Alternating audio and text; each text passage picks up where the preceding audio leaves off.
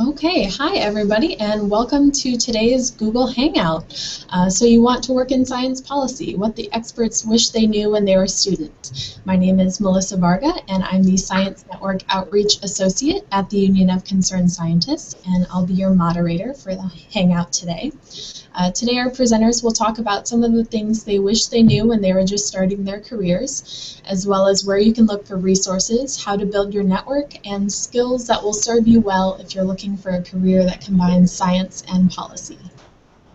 Our presenters will speak for about 7 to 8 minutes each, and then at about 1:30 we'll start answering questions from the audience, so feel free to submit questions throughout through the Q&A on your screen. And if you're live tweeting the event or if you're on Twitter, please use the hashtag #SciHangout. So before we start, I wanted to give you a brief introduction to today's presenters.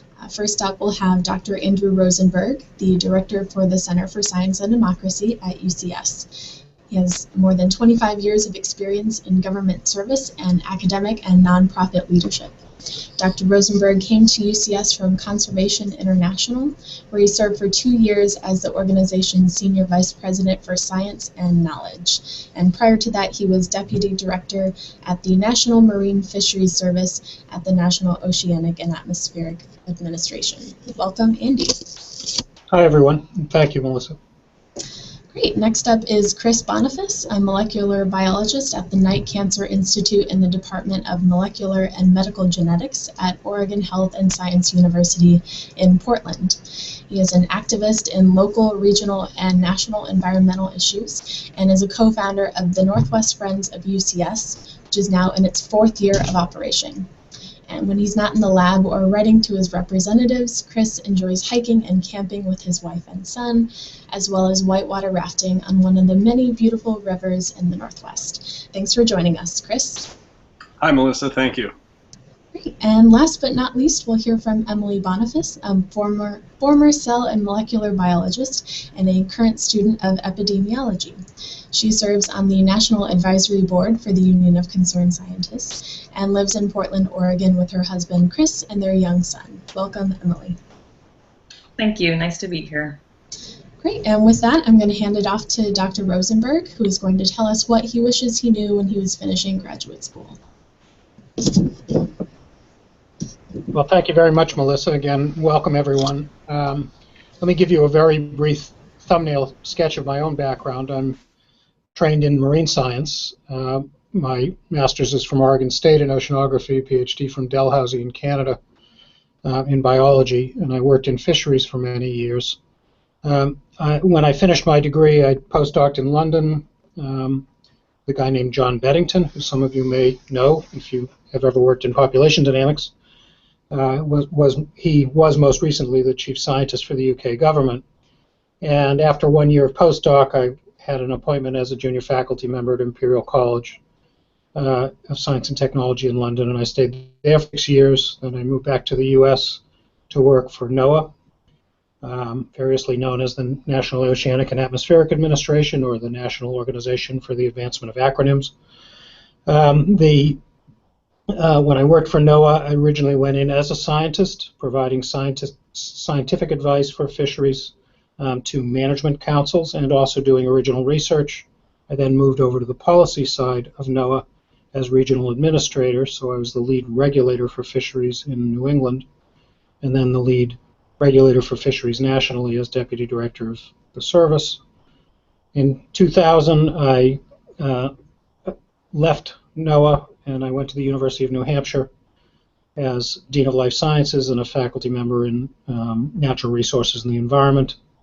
Stayed there until 2010 and then moved to Conservation International and now UCS. The reason I tell you that is not to have you read my CV, but because my first point is that you will often hear that you have to sort of make a choice between an academic career or a career working in a policy position or a career working in an NGO, and many people do in fact make that choice. But if you adhere to the fundamentals of your own career path, you can move back and forth between academia, government service, or even policy positions, and non-governmental organizations like Union of Concerned Scientists. And those fundamentals that I'm referring to are you need to continue to publish, you need to continue to participate as a scientist in meetings and be seen in the scientific community. When you have an opportunity, you need to engage in an academic setting with graduate students or with teaching opportunities. But that doesn't mean that you can't leave academia and come back in, or go back into academia after spending some time working in a policy position. You just have to manage it reasonably carefully. It is the norm for people to choose either an academic career or a career in policy, and I don't think that that's essential. But wherever you are sitting, whether you're in academia or in government service in many cases, or in an NGO or other setting as a scientist, it is possible for you to engage in policy, in my experience. Now, I didn't know that really when I was a graduate student, except I was working in fisheries, and in some sense all fisheries is directly related to public policy. But I thought, as many of you might, that a research career was just that, and then hopefully somebody would read your papers and they would use that to inform public policy decisions. Well, that's certainly not the case. There should be more opportunities to speak about your own work and about your broader field of work, not just your own research results, in many different settings. And I would suggest to you that it's really useful to, first of all, get some training in communication skills to a non-scientific audience. And non-scientific doesn't necessarily mean a public lay audience, but it also can mean, for example, technical advisors in a government agency or in a state, at the state or even local level.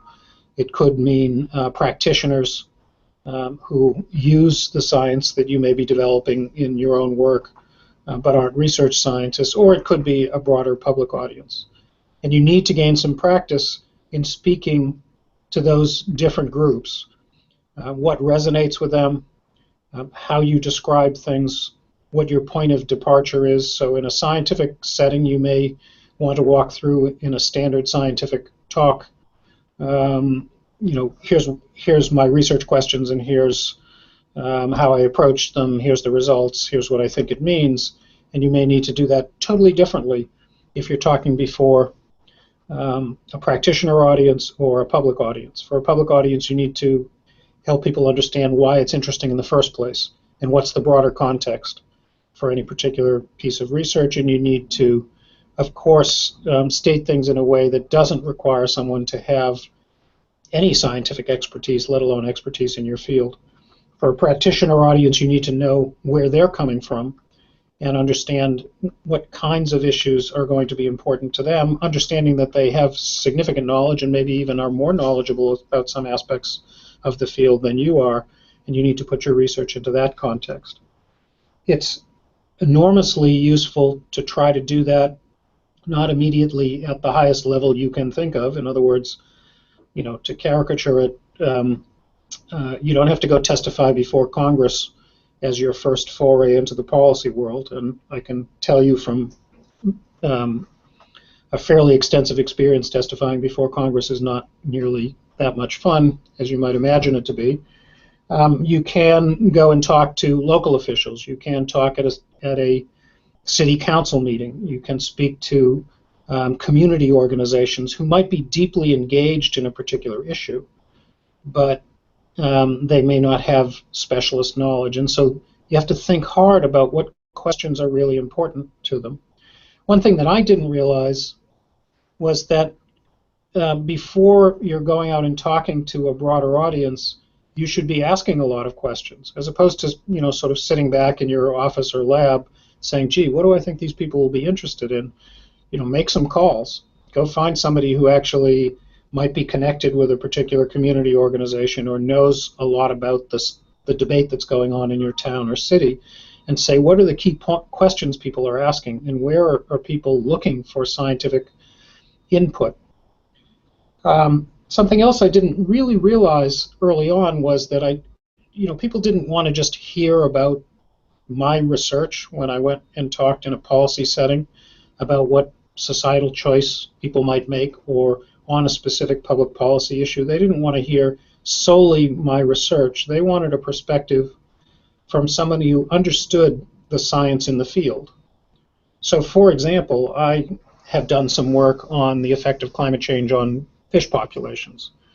But people are much more interested in a more public lecture, not just about the impact on fish populations, but what is the impact of climate change on the ocean and coastal communities, which I can speak to that even though that's not a research area for me, and the same for many other topics that I'm sure you can relate to in your own fields of research. So think a little bit more broadly, because you're not talking at a AAAS meeting or a American Public Health Association meeting to a group of specialists who probably do want to hear about what new knowledge you are adding. You have to assume that people don't necessarily have a broad perspective on what the scientific information is.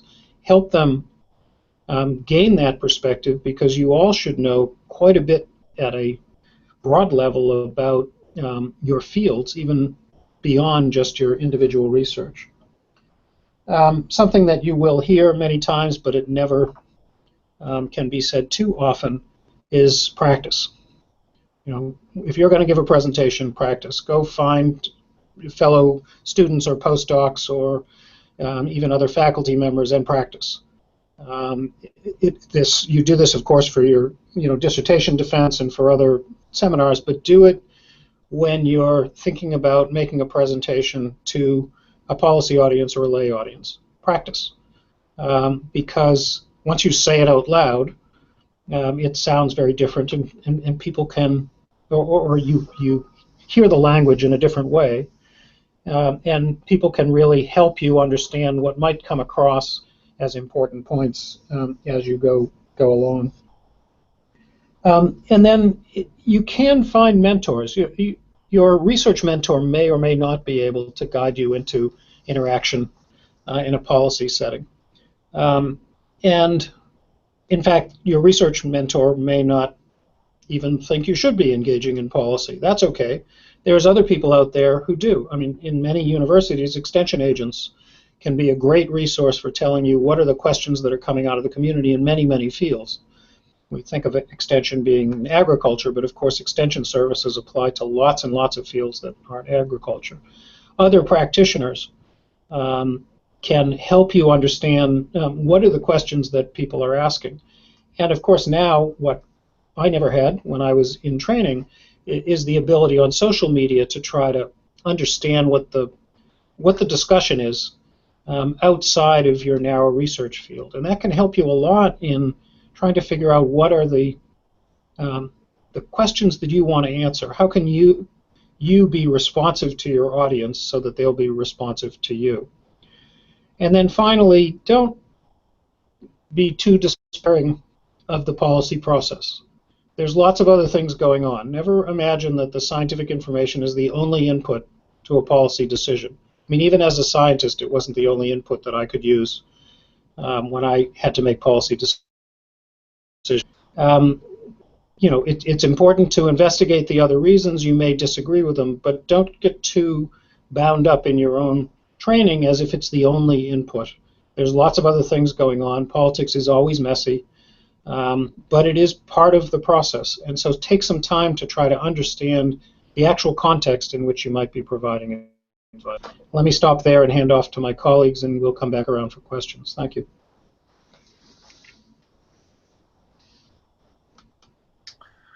Hi, my name is Chris Boniface. I've been in my field for probably about 10 years as a molecular biologist in various areas of research, mostly cancer, basic science. My more recent work is in clinical applications of basic science research. Let's see. So I think it's important. I echo everything that Andrew said, and and I will speak to my background as well. I certainly didn't come into my career as I guess you could say straight out of high school. I spent a lot of time after high school before I went back to college in the environmental activist world. But I was a musician, and that's in some ways it's a completely different world than academics, and in other ways you'd be surprised how much crossover there is. But both sides are genuinely passionate about political and environmental issues. So I was no stranger to what most young people feel, which is I think passion for what they're interested in. Definitely had an idealistic outlook on life, and I think that's healthy. And in my early 20s, I chose to go back to school and pursue an education. Not because I wanted to apply that education to environmental activism, but solely based on my personal interests and passion for understanding life on a molecular level. So at that point, environmental issues were sort of in the periphery for me. I always found time to maintain my involvement in local issues and national issues, particularly with supporting UCS. And then after school, working in academia, I was struck by how often my peers were of like mind and had the same concerns on politics and the environment as I did, but didn't seem to be as engaged or as informed as I sort of felt like people ought to be. So I sort of found myself in this difficult position of being in a work environment and having to basically talk about what you're not supposed to talk about at the dinner table, which is politics and religion. And I think parsing that out is a challenge if you're in a strictly academic environment. I think there's water cooler conversations that can happen, but I think in a professional environment, there's several schools of thought about how one should approach this. There are people that say that you shouldn't. You should present the facts, and you should not advocate for how they should be implemented. And there are other people in the same expertise that say, here's the facts, and if you don't do something about this, there's going to be catastrophic eventualities. So trying to find that balance is a personal issue. I would encourage everybody to sort of explore their relationship to that, because it can definitely be challenging either way. Later on, I had to find sort of an area outside of work that I could continue to be more involved, and then cancer research isn't necessarily environmentally oriented, so I wasn't working directly on environmental issues or policy at my workplace, but I think that the skills that you get working in an academic environment translate very well to activism. We 4 years ago created a non-affiliated organization called Northwest Friends of UCS, because we, like I said, looked around at our peers and saw that people in the area, in the Northwest in particular, weren't aware of UCS. So we wanted to help raise the level of visibility for UCS, and then sort of coattail on UCS's credibility for local issues. And we did this in collaboration with UCS, so everything was on the level, but what that involved was focusing on issues that were already in the public consciousness. Basically, for us, it was coal export. And without going too far into that, there were 5 terminals proposed in the Northwest for shipping coal from Montana and Washington via train and potentially barge down the Columbia River, which is a a magnificent ecosystem that needs to be protected. And so this was an issue that I think really got the attention of a lot of people in our community. So it was a great opportunity to get in, create buzz, and we hosted several events with local experts, and these experts were people that we just reached out to in the nonprofit community, local organizations like Oregon Environmental Council and Sightline Institute out of Seattle. They were ready and willing to offer up their expertise. They sent people long distances to come talk for free. This is something that isn't that difficult to do, and most institutions in your area are more than happy to host them for a nominal fee or write them off as a not-for-profit activity.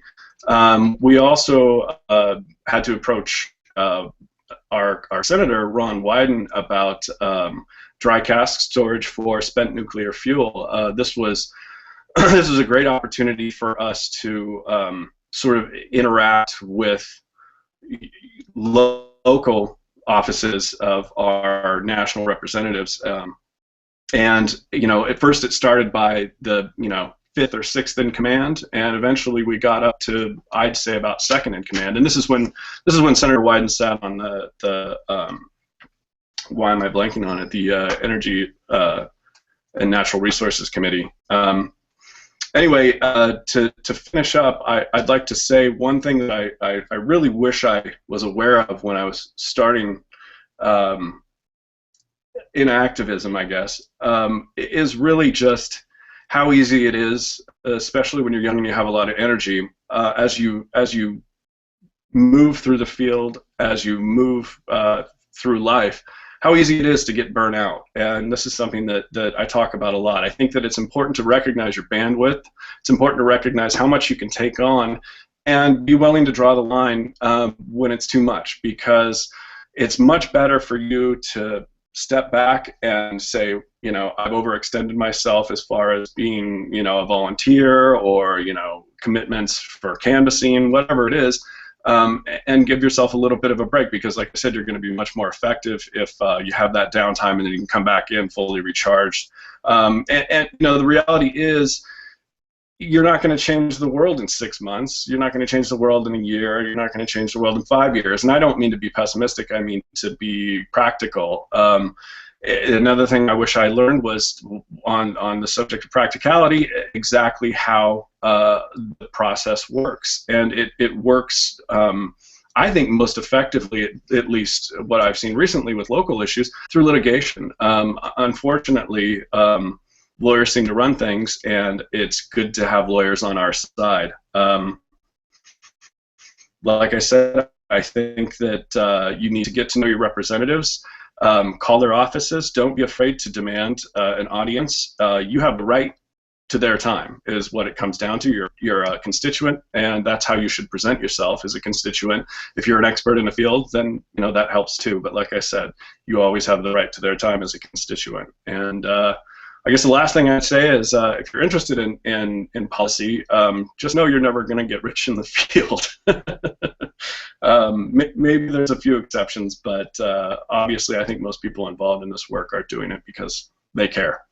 And yeah. With that, I'll pass it along to Emily.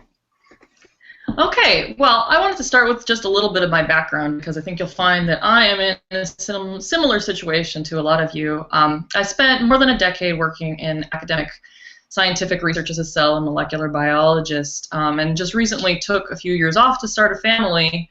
All this time also while working as a private citizen activist and advocate with several policy-based nonprofits, and as Chris mentioned, I was also involved with the co-founding of the Northwest Friends of Union of Concerned Scientists. But I am in the process of changing careers and going into public health policy and research. And one of the ways that I'm getting started with that is that I've been volunteering as a means of networking for some local nonprofits that are based in the field of sexual and reproductive health, which is what I'm focusing on how population ties into the environment.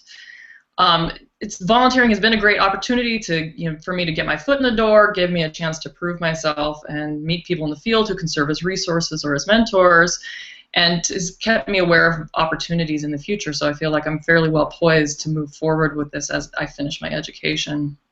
But I want to focus on more skills that are transferable and valuable outside of the lab, things that I've used both in this volunteering capacity in my private work with nonprofits. The first one that Andy already spoke to is communication and communication and communication. It's a very valuable skill to have. I know most of you probably have a lot of practice giving presentations or teaching, and the ability to that skill to turn hard data into a compelling story is a really invaluable skill. To doing data analysis, getting all the facts, putting them all together, turning them into a narrative that people want to hear and that communicates something effectively is very valuable, not just in the nonprofit and policy world, but in all sorts of skills. And that ability to interpret data for people who don't have an intimate understanding of hard sciences is very, very valuable, whether you're talking to your friends, to your local elected officials, or even to Congress. It's something that really can always be improved and something that I really think should be focused on. And that ability to communicate is also tied into everybody's favorite activity, grant writing, which, for better or for worse, both the world of nonprofits and the world of scientific academic research are both funded by grants. And so if you have experience writing grants, writing a convincing grant, that's something that is directly transferable to work in the nonprofit policy field. And although it may not be your favorite thing to work on, it's something that definitely bears focus and improvement as you move forward. Another thing is networking, and we've talked about this a little bit, and I just wanted to point out a few resources. One of the things I really recommend is getting involved with some listservs, both locally and nationally. There are several national ones. The AAAS has one. The University of Colorado at Boulder has a Center for Science and Technology Policy Research. Harvard also has one, and I think it'd be worthwhile to look in your local areas for listservs. It can get you aware of activities that are going on and ways to meet people and people who can serve as resources. There are a lot of people out there who are happy to act as mentors or to just help you out, and so that is something that I would really recommend. And also, just as I already said, volunteering for nonprofits in your area or remotely. There are a lot of people who are willing to take your expertise, and you can do research remotely, and there are a lot of different opportunities. So I would really advise you to explore that as an opportunity to get your foot in the door somewhere and to gain some experience. Another thing, the skill that's really valuable is organization. And for me, when I think about organization, I think about the skills that I developed doing experimental planning, doing informational research, and even just the logistics of day-to-day managing lab. All of these things have been really valuable to me in my work as a private activist, whether it's putting together events, doing outreach, putting together press releases. It's all been very helpful for me, not just working as a nonprofit, but also with the volunteering that I've done and just working in general. And then finally, something I want to highlight is just curiosity. And for all of you, probably it's more likely to be the reason behind your drive for education than a product of it, but it's something that's really valuable, obviously, as a life skill and moving forward to keep yourself informed as fields of expertise change and develop, and it makes you able to bring new things to the table and helps out in that way. And I don't want to go super long because I do want to have some time for everybody to answer their specific questions. But I just wanted to close by saying that if you think that advocacy and policy can't make a difference, I just want to draw your attention to President Obama's Climate Action Plan, which limits pollution from power plants, the architecture of which was primarily drafted by the NRDC, by their policy experts and climate change experts. So although it's not a done deal until it's done, it's currently in place to be implemented by mid-2016, which is something that we can all hope for and aspire to. So keep at it. I wish you all good luck, and I hope that you're all able to help in bringing science to our national discussion and to our national policy. Great. Thank you all for giving some remarks on science policy and skills that will be helpful as people try to transition into those careers. We're still waiting for a few more questions to come in through the Q&A on the sidebar, so everyone should feel free to submit questions and our presenters will be happy to answer those. But we did have some questions that were submitted beforehand, so I'd like to ask a few of those now.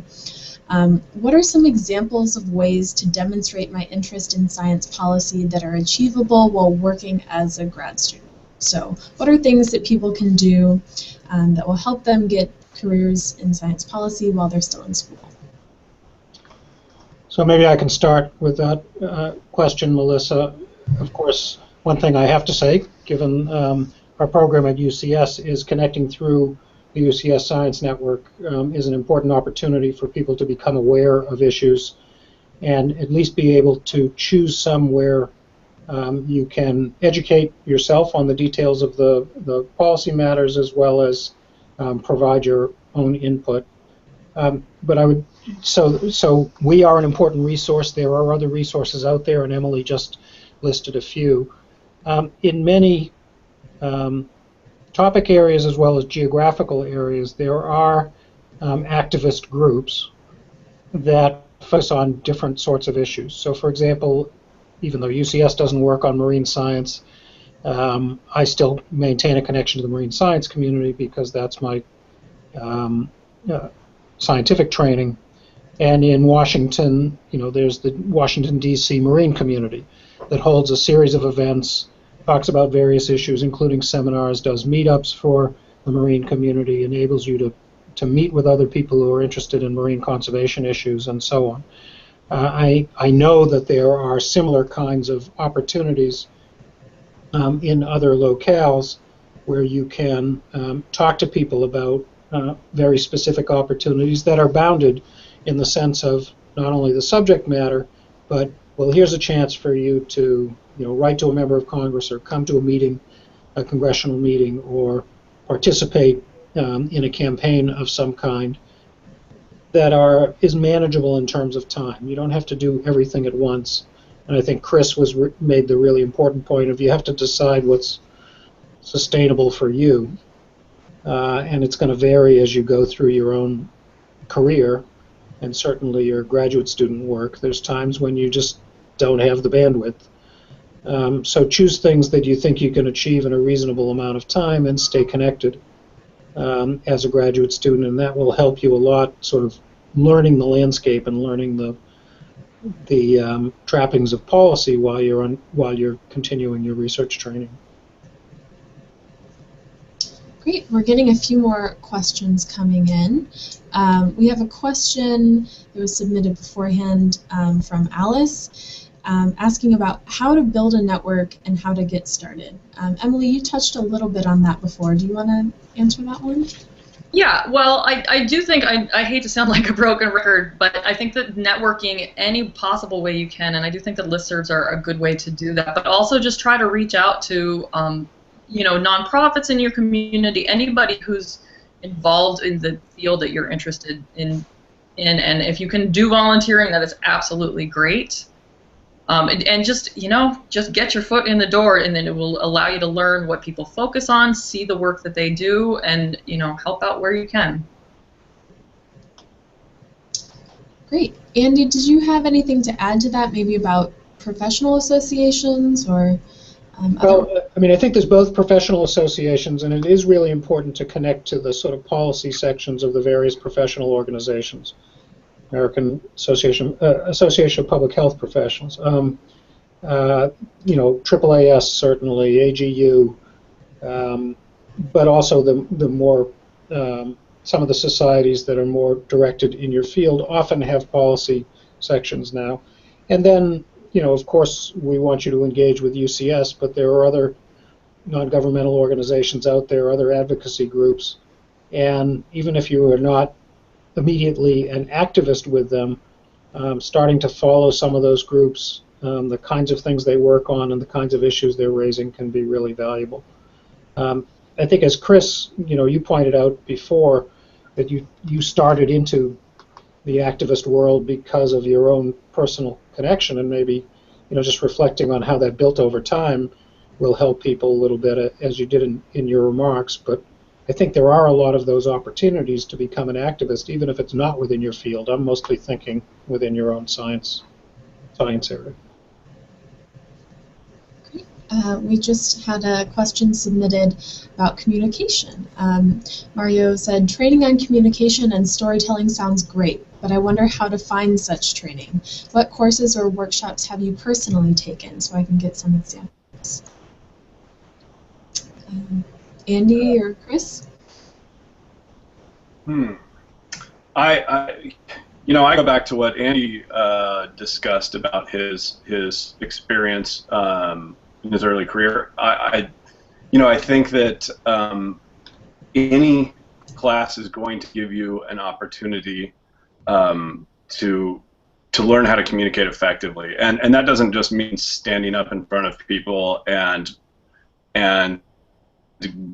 creating a narrative that keeps their attention. It means being able to sit down and organize your thoughts, whether you're writing a paper, whether you're organizing a proposal, whether you're putting together a PowerPoint presentation, like I said, for presentation, for speaking presentation. All of these skills, I think, are applicable across the board. So it's really, in my opinion, an opportunity for taking personal initiative. And I know this doesn't really help because you wanted specifics, but I think that the rules apply to the range of opportunities. So it's really just, I think, making the most out of the situation that you're presented with, regardless of what class it is. And I'll stop there. Yeah, let me give a few specific courses, because I think that's great guidance. But a few specific courses, just to give you a sense that there are classes out there. Of course, UCS, in many cases, and often in conjunction with big national meetings like AGU or AAAS, we do communications training, but there are other organizations that do so as well. There's Compass, which is based in part out of Oregon State, but based around the country. They do communication courses in different settings, and you can find them at compassonline.org. The Metcalf Institute in Rhode Island does training, really bringing scientists and journalists together. There's a course like that at MBL in Woods Hole. There's courses on Long Island at Stony Brook in science communication training. And I would say, in general, wherever you are located, if you look for seminar classes with your colleagues that are truly interdisciplinary, where you're bringing in students that are coming from, political science or government or many different fields in natural science and social science, you will, in talking in those settings, you'll increase your skills to talk across audiences, as opposed to only talking to the cell biologists or only talking to the population dynamicists in my field. And so, when I taught graduate seminar courses at UNH, several of those were really drawing students from across the campus. And some of the most interesting discussion is when the science students were trying to, talk to the political science students or the sociology students, so that they could understand each other's language. And the reason it's so important is it gives you a sense that everyone. It's not a matter of you only want to talk to people who already have the language at hand. You need to be cognizant that people use terms in different ways. They have different starting points and perspectives. So look for those opportunities too. Another thing that's worth mentioning is that UCS has published a book called A Scientist's Guide to Talking to the Media, which is a really valuable resource. It talks about messaging and how to speak to a lay audience. And although it's not a class, I think it's a good resource that's worth checking out. Yeah. I'd also like to remind people that our past webinars on science communication are available on our website, so you can go back and view those anytime. We've done webinars on communicating scientific uncertainty and how to communicate with policymakers. And UCS's Science Communications Officer is also doing a science communication webinar coming up next week through Climate Voices. You can visit Climate Voices website and sign up for that there if you're interested in some online webinars on science communication. So a few more questions from the audience. I've seen this one a lot. It was submitted a lot in the questions beforehand. How important is it to have a science policy degree to work in this field?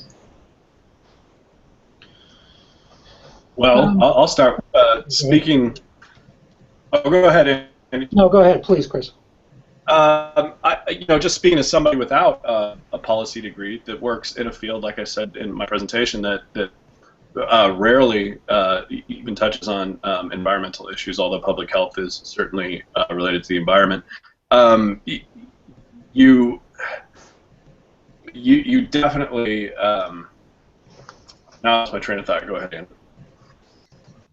It's okay. I was going to say that I don't. I think everyone brings something to the table. I certainly don't have any policy degree.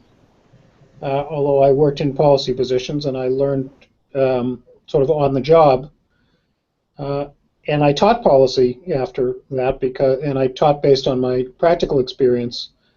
But what I needed to do to teach as well as to engage was to take the time, just as you would for any other field of study, to understand how the process worked for the particular areas I'm interested in. So that process often, sounds like a middle school civics lesson, but what does Congress do, and what do administrative agencies do, and what happens in the courts? And suppose it's a particular issue around clean water or clean air. You don't have to become an expert as a lawyer would be in the Clean Air Act.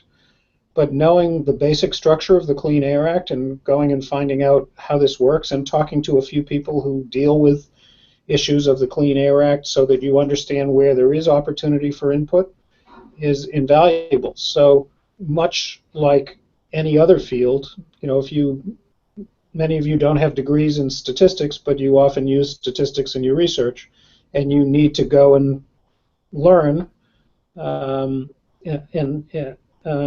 techniques and skills, and don't imagine just because it's not what we traditionally think of as a technical area that policy doesn't have its own skills and set of knowledge that you need to understand so that you can have more impact.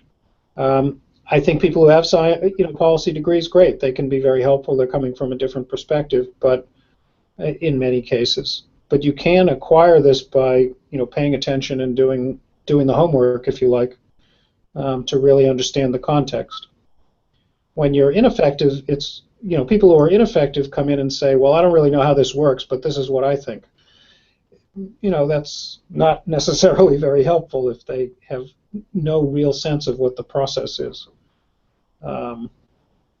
And so, avail yourself of, there's lots of resources. If you wanted to know how the Clean Air Act works, the EPA has online, a Citizen's Guide to the Clean Air Act, which will take you about a half an hour to sort of scroll through, so you know what the basic pieces are. And then go talk to some people who have worked in the field. There's lots of organizations that work on clean air issues or nuclear safety issues, including UCS, of course. Yeah, I think it's important not to discount the knowledge and the expertise that you develop in earning a degree in the sciences or in any other field, and the skills that you develop that are very transferable, and and that you can use, as Andy says, to sort of pick up the other things that you need to tie that into policy. And go find colleagues. If you're unsure of the policy process, go talk to people in political science or in government departments, other students. Because that's, or even in a law school, heaven forbid we talk to lawyers, but it can be incredibly useful. I learned a lot about policy by being sued a lot when I was at NOAA, so some of the people who sued me became quite good, friends and colleagues and educated me quite a bit about how the process really needed to work. I wouldn't recommend that. Don't try this at home. But and we had a question sent, or a comment sent in from Susanna, pointing out that there are some science policy fellowships, such as through AAAS and the NOAA Sea Grant Fellowship, that are a great way for science students to get practical experience in the policy realm that does not require a science policy degree. So thank you, Susanna. Here's a question for Emily and Chris. For students who want to get involved in science policy at the local and state level, where can they start? Chris, do you want to take that one? Yeah, I'll field this or get it started, and I promise I won't lose my train of thought this time. You know, it goes back to this broken record thing that we've been talking about over and over and over again: network, communication. Like I said, if I was able to tell myself something, 15 years ago about how the process works, it would have been you need to understand the legislative process, and you need to understand how courts work, because ultimately all of these policies, I think, end up being finalized in unfortunately the litigation step of the process. So I think that once you're able to identify people as resources, don't be afraid to pick their brains. Don't be afraid to like Andrew said about the Clean Air Act, do some research, and then when you find that you have holes in your understanding of that, take that to people that you think might be able to answer that. Like I said, there are a whole host of organizations out there that do nothing but litigation around policy. I think, just to plug a few, I think Earth Justice is a great example. Locally here we have Columbia River Keeper. They were out in front of the coal export issue, which was, it was led by that organization was led by a lawyer, and his staff is mostly lawyers. So yeah, there is a little bit of fear between scientists and lawyers, but I think the better we understand each other, the more effective we can both be. Emily? Well, another thing that I wanted to talk about, just because I have been really harping on the thought of volunteering if you possibly have time, and trying to get your foot in the door with nonprofits, is there's a website called Idealist.org, and it lists jobs and internships and fellowships available at nonprofits. It is all over the board, but there are, it does include, science and climate policy nonprofits in addition to all sorts of other ones. You may be able to get in there, find something in your area, and develop some skills that are really useful on a schedule that works for you and that doesn't break your bandwidth, as Chris was talking about earlier. Yeah, I mean, I think it's really useful to sort of do a little bit of a scan at a local level in particular about who are the groups, the community organizations right up to, what would be referred to as civil society in the field, the non-governmental organizations and advocacy organizations working on issues that really interest you in the local area. And then, dig in a little bit about what their positions and policies are and see if those are things that resonate with you.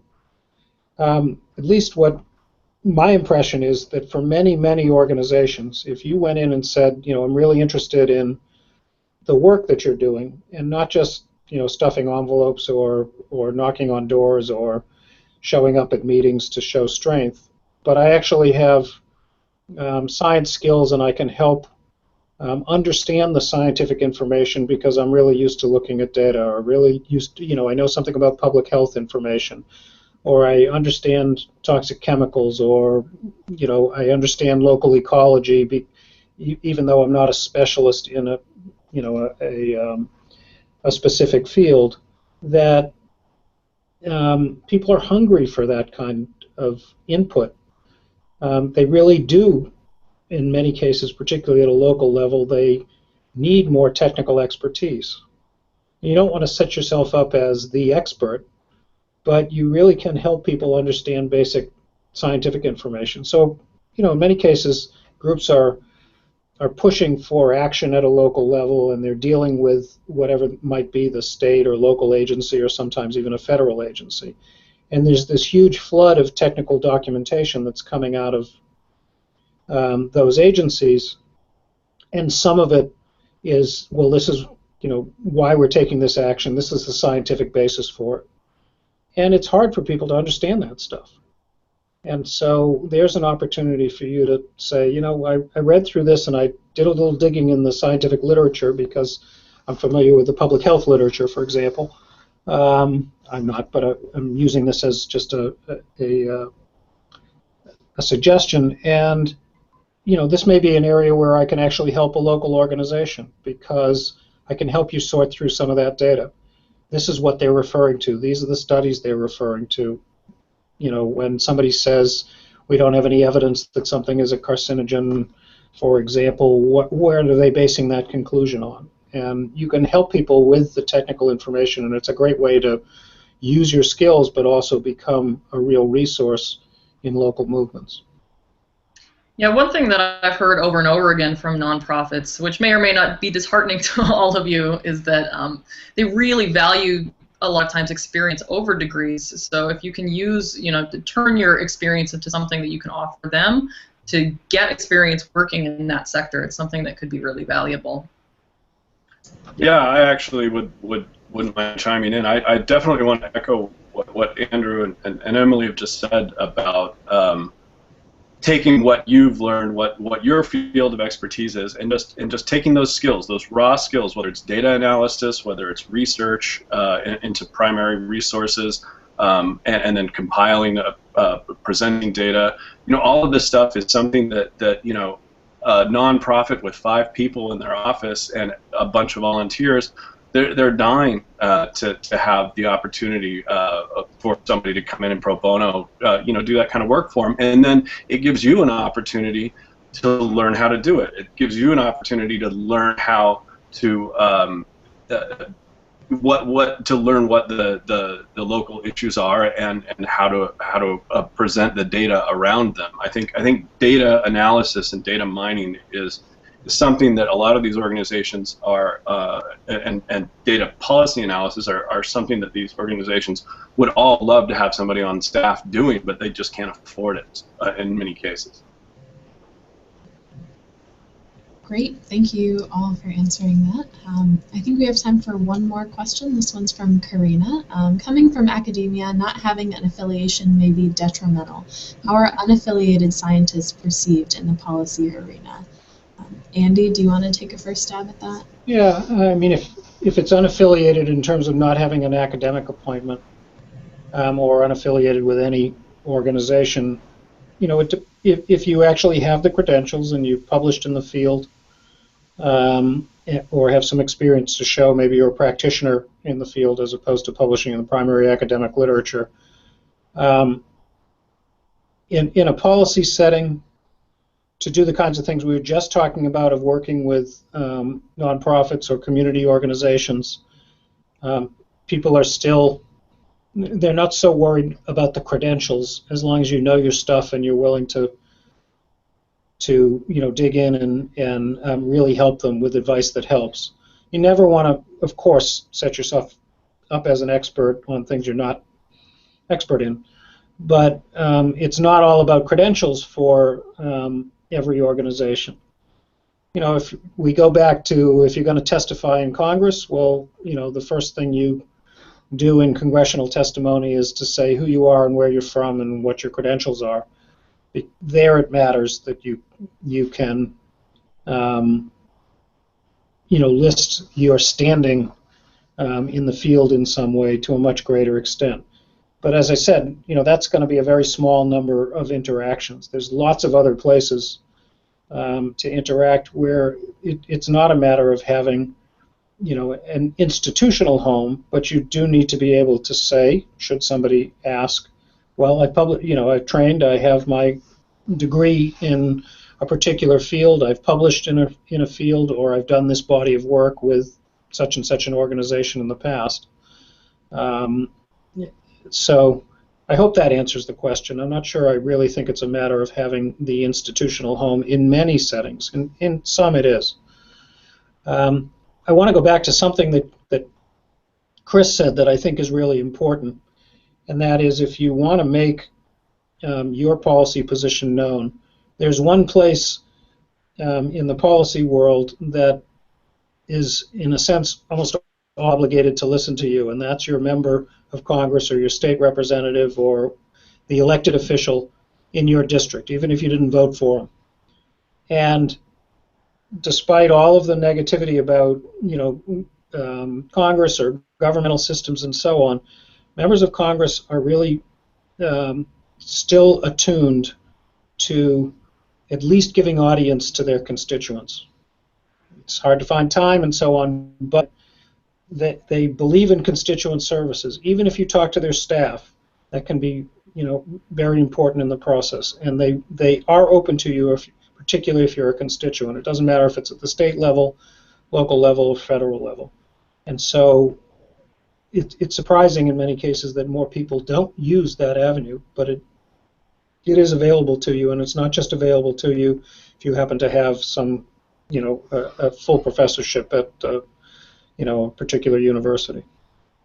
Just to emphasize that point, when we went to Ron Wyden about the nuclear waste dry cask storage issue, we were being advised by UCS, and we didn't go in under false pretenses, but we sort of all decided and were guided by UCS to go in as constituents and not as representatives of UCS. So when you're talking about credentials, it would be great to go in and say, well, for instance, I'm on the National Advisory Board of the Union of Concerned Scientists, so you need to listen to me about, what language you put in writing this nuclear waste policy.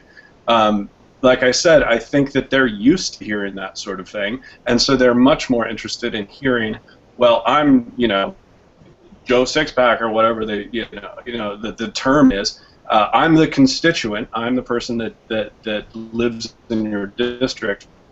Here's what I have to say. Great. I think that's a great point to end on. So I want to thank you all for joining us today, and thank you, Andy, Emily, and Chris for presenting.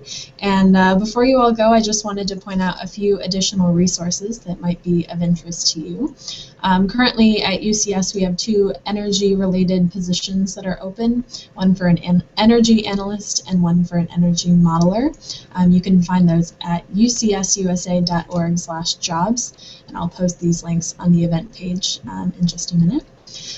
If you are looking for a place to publish on science and policy issues, the Journal for Science Policy and Governance is accepting submissions for their next edition. UCS recently partnered with them on a special edition for healthy food policy, and 3 members of the Science Network were published. So this is a great avenue, especially for early career scientists, because they do try to get early career scientists published in the journal. So it's sciencepolicyjournal.org. And finally, if you want to hear more about what a day in the life of a UCS analyst is, you can check out PhDs at Work. Their latest blog series is about Pallavi Fartial, who is one of our analysts in the Center for Science and Democracy here at UCS, and that's phdsatwork.com. So I will post these links on the event page so you can check them out, and I'd like to remind you that our next webinar is October 16th, so I look forward to seeing you then. And thank you all for joining us. Have a great day.